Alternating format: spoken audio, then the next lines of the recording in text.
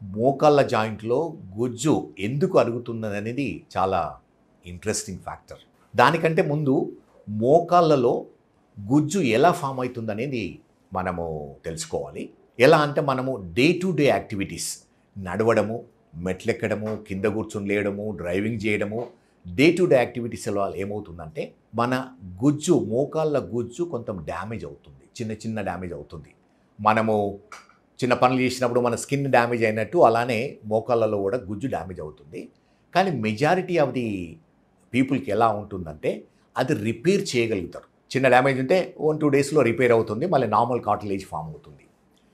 ఎవరికైతే arthritis predisposition ఉందో, ఎవరి ఇంట్లో ఆర్థరైటిస్ ఉందో ఇంతకుముందు, వాళ్ళలో ఏమవుతుందంటే ఈ రిపేర్ మెకానిజం అనేది ఫెయిల్ అవుతుంది.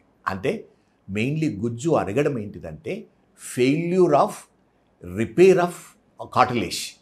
అది ఎందుకు ఫెయిల్ అవుతుంది, ఆ ప్రాసెస్ అనేది మనకు ఇంకా తెలుసుకోలేదు. అది $1 మిలియన్ క్వశ్చన్. ఒకవేళ అదే డయాగ్నోస్ చేయగలిగితే, అదే ప్రివెంట్ చేశామనుకోండి, ఆర్థరైటిస్ అనేదే ఉండకపోవడానికి వీలవుతుంది. కానీ ఈ ప్రాసెస్ అంటే ఇది రిపేర్ ప్రాసెస్ అనేది ఫెయిల్ అవుతుంటుంది.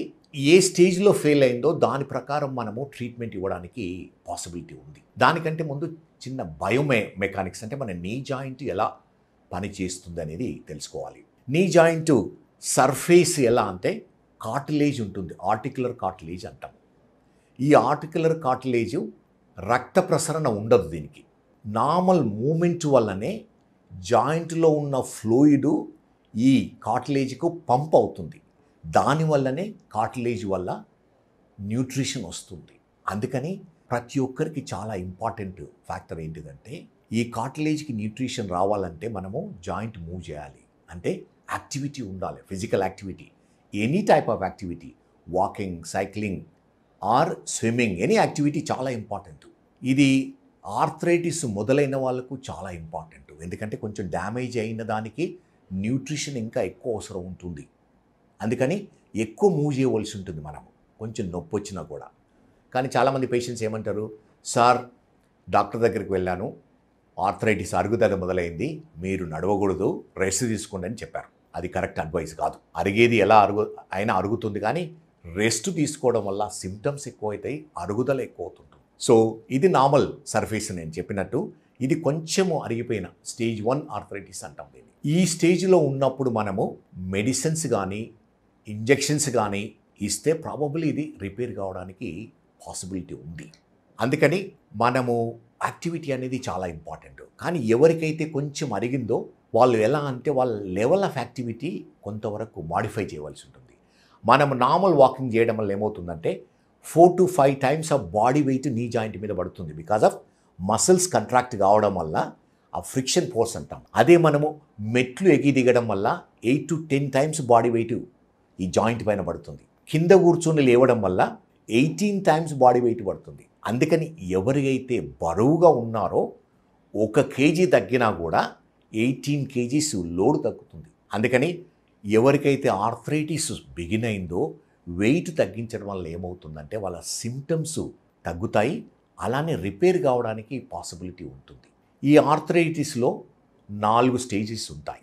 ఆ 4 స్టేజెస్ ఎలా అంటే ఇది స్టేజ్ 1 అన్నాము, దానికంటే కొంచెము ఇలా అరిగి బోన్ ఎక్స్పోజ్ అయింది, ఇది స్టేజ్ 3 or 4.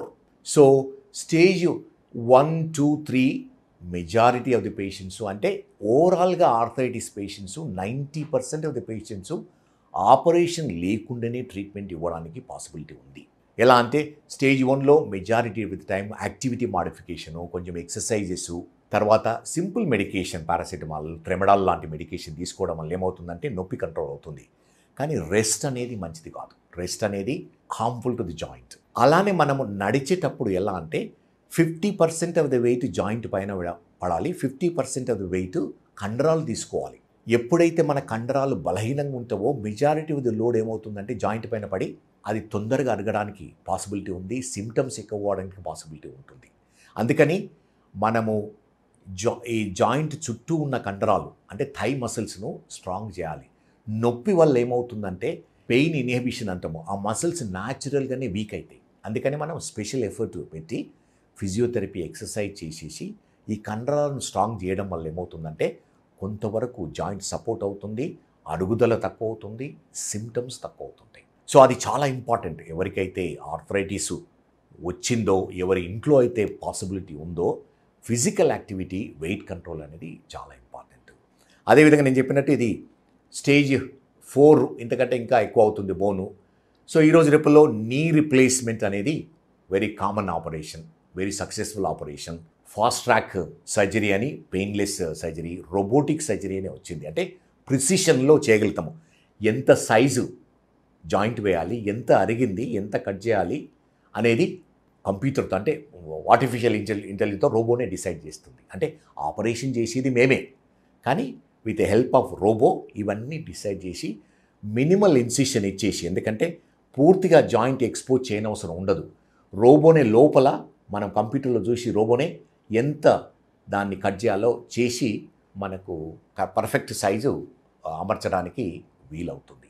అందుకని ఎవరికైతే మోకాళ్ళ నొప్పులు ఉన్నవో ఇనిషియల్ స్టేజెస్లో డాక్టర్ దగ్గరికి వచ్చి diagnosis, simple diagnosis most of the time ఎలా అంటే ఎక్స్రే వల్లే మనకు తెలుస్తుంది ఏ స్టేజ్లో ఉందో. మేజర్ ఇన్వెస్టిగేషన్స్ అవసరం ఉండవు. దాని ప్రకారం మీరు సింపుల్ మెడిసిన్సా, ఎక్సర్సైజెస్, యాక్టివిటీ మాడిఫికేషను, ఇంజెక్షనా ఆర్ ఆపరేషనా డిసైడ్ చేయడానికి వీలవుతుంది. ఒక మాట, ఇంజెక్షన్స్ అనేది చాలా పాపులర్ అయినాయి ఈరోజు రేపుల్లో. 2 రకాల ఇంజెక్షన్స్ ఉంటాయి. ఒకటి గుజ్జు ఇంజెక్షన్ అని, జాయింట్ ఫ్లూయిడ్ ఇంజెక్షను. ఇంకొకటి పిఆర్పి ఇంజెక్షన్ అని ఉంటుంది. గుజ్జు ఇంజెక్షన్ అనేది synovial fluid, artificial synovial fluid inject చేస్తాము. ఒక రీజన్ ఎందుకు అరుగుతుందంటే, అంటే ఎందుకు రిపేర్ కాదంటే, ఈ సైనోవిల్ ఫ్లూయిడ్ తగ్గడం వల్ల, దాని క్వాలిటీ తగ్గడం వల్ల అరుగుదల పెరుగుతుందని ఒక థీరీ. అందుకని అది ఇవ్వడం వల్ల చాలా వరకు బెనిఫిట్ కావడానికి పాసిబిలిటీ ఉంటుంది. సెకండ్ అంటే పిఆర్పి ఇంజెక్షన్, ప్లాస్మా ఇంజెక్షన్. మన ఓన్ బ్లడ్ తీసుకొని ప్లేట్లెట్స్ ఐసోలేట్ చేసి జాయింట్ లోపల ఇంజెక్ట్ చేస్తాము. అదేవిధంగా బోన్ మ్యారో యాస్పిరేషన్, బీమ్యాక్ అనే ఇంజెక్షన్ ఇస్తాము. మన ఓన్ బోన్ మ్యారో నుంచి స్టెమ్ సెల్స్ ఐసోలేట్ చేసి జాయింట్ లోపల ఇంజెక్ట్ చేస్తాము. ఈ 2 కంబైన్ చేయవచ్చు. దానివల్ల కాంప్లిమెంటరీ ఎఫెక్ట్ అవుతుంది. ఇంకో చిన్న అడ్వైస్ ఏంటంటే, మెజారిటీ ఒక పాతకాలంలో ఏం చేసామంటే జాయింట్లో స్టీరాయిడ్ ఇంజెక్షన్ ఇచ్చేవాళ్ళం రొటీన్గా. స్టీరాయిడ్ ఇంజెక్షన్ నీ జాయింట్కి మంచిది కాదు. ఎందుకంటే స్టీరాయిడ్ ఎలా పనిచేస్తుందంటే జాయింట్ లోపల ఉన్న నర్వ్ ఎండింగ్స్ను డ్యామేజ్ చేసి పెయిన్ తగ్గిస్తుంటుంది, కానీ యాక్చువల్ ప్రాసెస్ను స్టాప్ చేయదు. తర్వాత ఏమవుతుందంటే రిపీటెడ్ ఇంజెక్షన్ వల్ల న్యూరోపతిక్ జాయింట్స్, అంటే సెన్స్లెస్ జాయింట్ తయారవుతుంది. ఎవరికైతే ఆపరేషన్ అవసరం ఉంటుందో ఇన్ఫెక్షన్ రావడానికి ఛాన్స్ ఉంటుంది. న్యూరోపతిక్ జాయింట్ వల్ల ఈ నీ రిప్లేస్మెంట్ అనేది సక్సెస్ఫుల్ కాదు. అందుకని మేజర్ జాయింట్స్లో ఎప్పుడు స్టీరాయిడ్ ఇంజెక్షన్స్ ఇప్పించుకోవద్దు.